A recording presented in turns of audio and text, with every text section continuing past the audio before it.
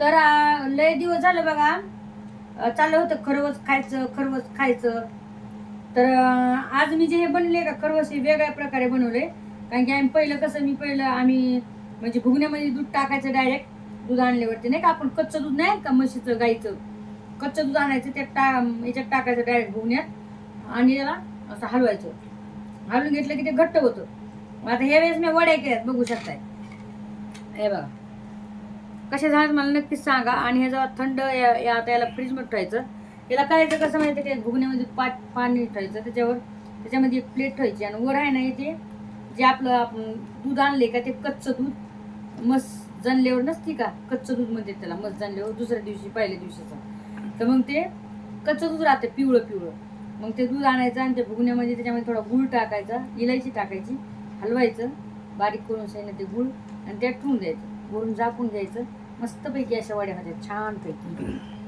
त्याला खाली काढून घ्यायचं आणि छान वड्या करायच्या. तर कोणी खाल्ल्यात मला सांगा बरं, लहानपणची आठवण तुम्हाला आठवतंय का, की तुम्ही पण लहानपणी असे मस्त खरबस खाल्लेले. तुमच्याकडे काय म्हणतात, आमच्या इकडे तर खरूज म्हणते त्याला, तुमच्याकडे काय म्हणतात मला कमेंट करून जरूर सांगा.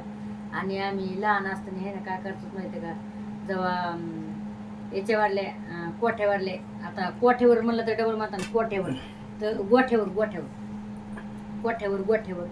तर कोठ्यावर म्हणजे कोठा जे राहतात कोठ्यावर ते लोक, आणि गोठा म्हणजे गाईचा गोठा. तर गोठ्यावर ज्या गाई राहायच्या ना, तर तिथं गाय जणली वाडगे, वाडगे कोठे आहे ना, गोठे म्हणत नाहीत का. तर मग तिथं गाई जणल्या तर लगे ते सांगायचे, अरे यार त्याला जे कोणी आहेत समजा सांभाळणारी, गाय जणली बरं का, दूध घेऊन जा. आम्ही मस्तपैकी तांब्या डेस्के घेऊन जायचो आणि दूध घेऊन यायचो. काय सांगू तुम्हाला, मस्त खरूच करायचं खायचं, लय भारी. आता पण आठवतंय मला. टाका मग एक कमेंट.